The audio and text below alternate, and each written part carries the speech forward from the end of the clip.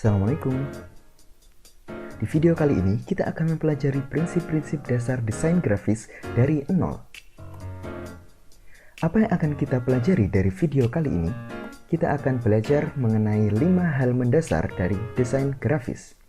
Apa saja 5 hal mendasar tersebut? Yang pertama ada pondasi dasar, yang kedua layout dan komposisi, yang ketiga warna, yang keempat tipografi, dan yang kelima adalah gambar.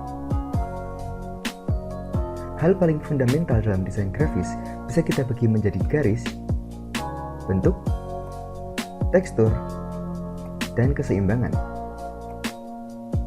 Garis menghubungkan antara dua titik atau lebih dan memiliki berbagai macam jenis. Ada yang melengkung-lengkung, ada yang garis lurus, maupun bersudut-sudut.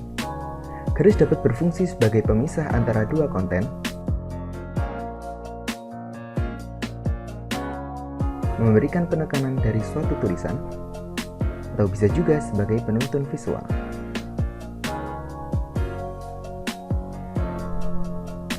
Ketika berkreasi dengan garis, perhatikan hal-hal seperti ketebalan, garis, warna, maupun gayanya.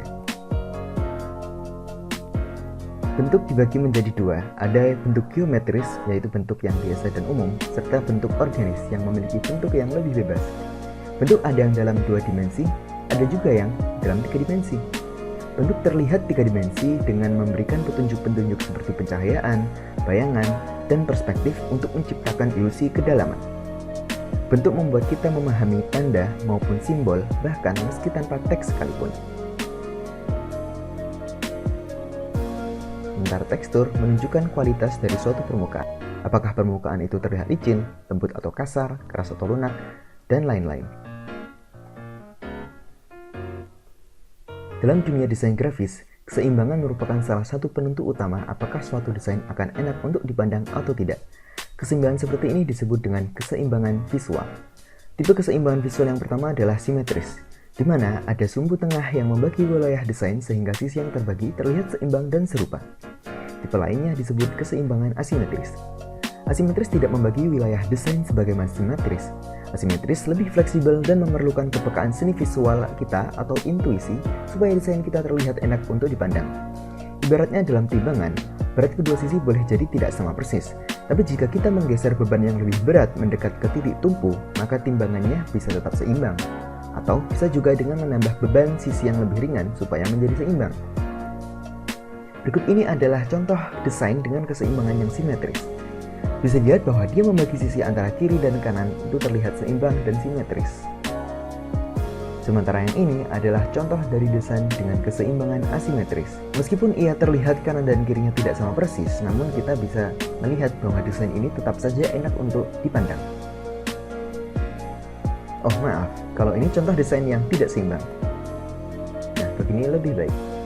Ini juga contoh untuk desain keseimbangan yang simetris. Layout dan komposisi. Ada 5 aspek dalam layout dan komposisi. Aspek yang pertama adalah proximity atau kedekatan. Kita secara otomatis mengelompokkan sesuatu sesuai dengan kedekatan mereka antar satu sama lain. Contohnya lingkaran. Kita cenderung melihat sejumlah lingkaran ini sebagai satu kelompok.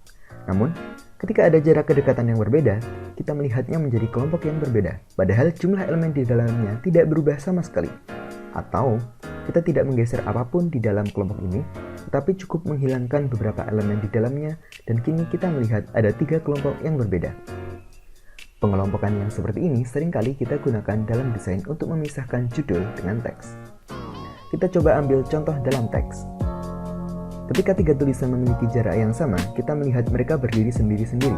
Tapi kalau kita dekatkan sedikit yang satu dengan yang lainnya, kita jadi melihat bahwa 2 tulisan yang bawah merupakan satu kelompok, sementara tulisan yang atas merupakan elemen yang terpisah. White space. Meskipun namanya white space, tapi white space tidak harus putih. Kadangkala ia disebut juga dengan negative space. White space adalah setiap ruang kosong di dalam desain. Tanpa white space, desain akan terasa penuh dan sesak. Maka dari itu, aspek ini berfungsi memberikan ruang bernapas di desain kita. Contohnya dalam teks ini, kita bisa lihat bahwa desainnya sangat penuh. Ketika kita coba untuk memberi white space lebih pada tulisan yang sama, ia akan jadi lebih enak untuk dibaca dan terasa lebih lega. Alignment. Alignment atau perataan sudah sangat biasa digunakan terutama dalam tulisan. Meskipun, objek-objek kadang-kala juga perlu diratakan posisinya terutama ketika kita ingin mengorganisasikan elemen-elemen di dalam desain.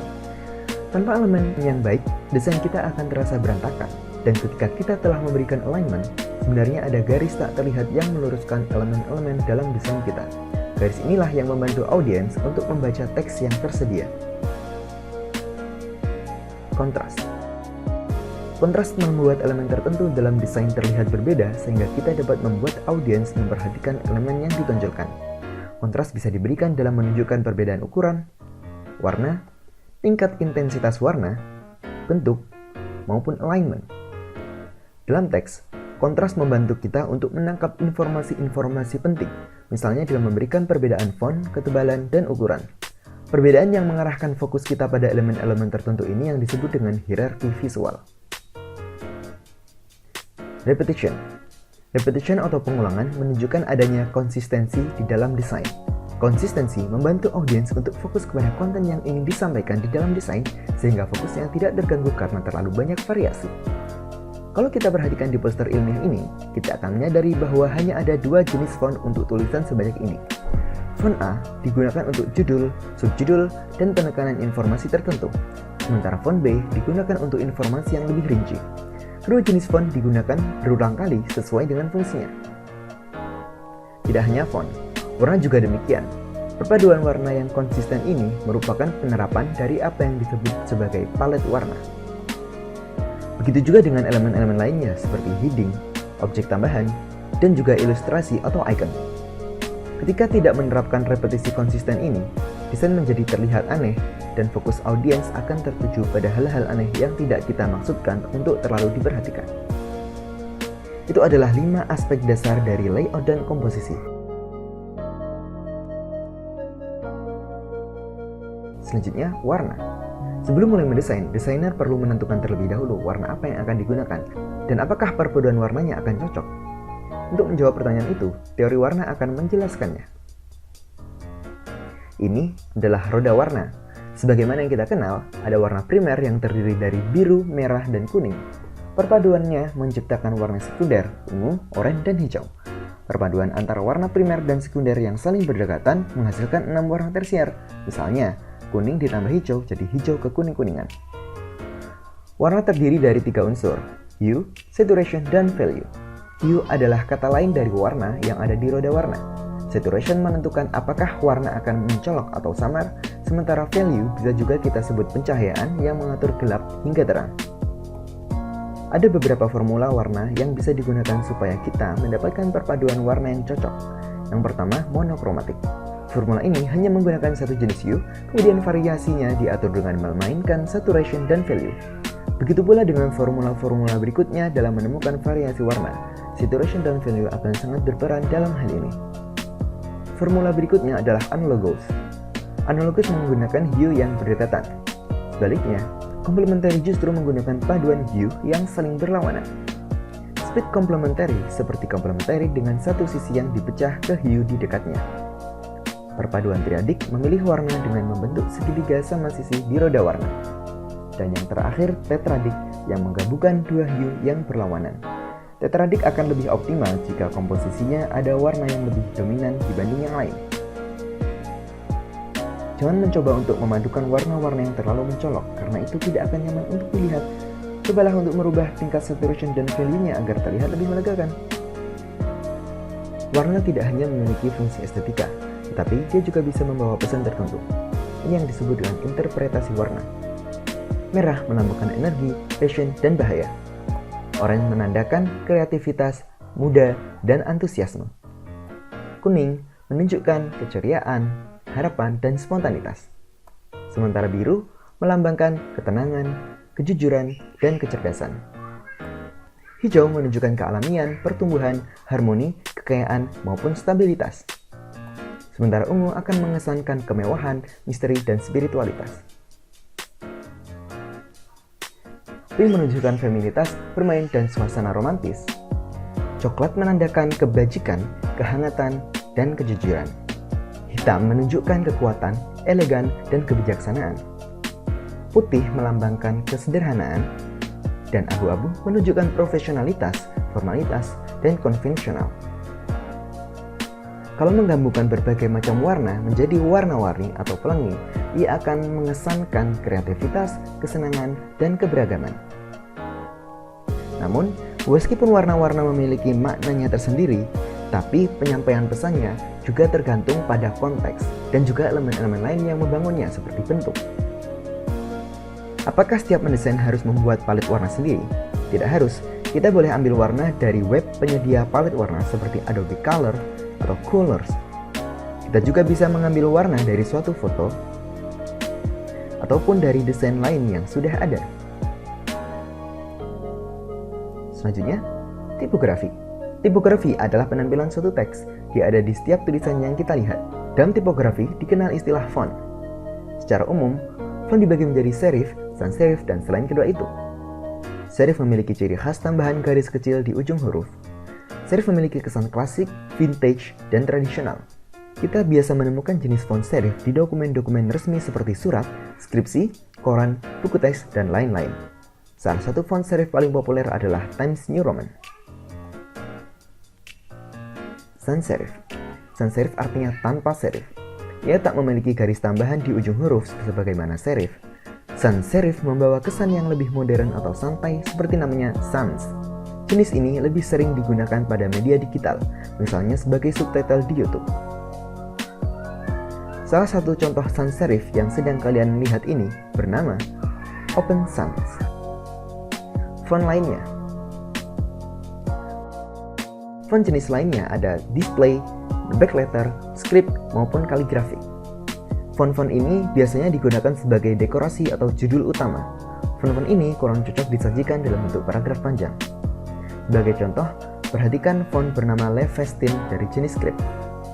Membaca judulnya yang pendek tidak terlalu sulit, tapi paragraf di bawahnya agak merepotkan untuk dibaca. Begitu juga dengan jenis black letter bernama Old English ini. Bermain dengan font dalam desain memerlukan konsistensi seperti yang sudah kita bahas tadi. Terlalu banyak menggunakan font tidak akan membuat desain kita lebih baik. Oleh karena itu, kita perlu membatasi jumlah dan menentukan kombinasi font yang cocok dengan desain kita. Ini adalah contoh kombinasi font sans serif dan sans serif yang digunakan pada video ini. Kombinasi font bisa dicoba-coba jenisnya. Inspirasi kombinasi font bisa didapatkan dari situs internet maupun browsing dengan Google Image misalnya. Font yang terinstal otomatis di komputer kita terbatas. Untuk menemukan variasi yang lebih menarik, kita bisa mendownload font tambahan di situs penyedia font. Beberapa di antaranya adalah Google Font, Font Squirrel, dan DaFont. Berikutnya, gambar. Ada dua jenis gambar digital, vektor yang terdiri dari kurva dan garis, dan raster bitmap yang terdiri dari pixel. Di video ini, kita akan fokus pada trik praktis dan mendasar untuk menyesuaikan gambar dengan desain kita, yaitu crop atau memotong gambar, dan resize atau mengubah ukuran gambar. Jika kita punya gambar yang dimensinya tak sesuai dengan keinginan kita bisa memotongnya seperti ini. Cobalah untuk menghindari penyesuaian ukuran gambar dengan memaksanya seperti ini.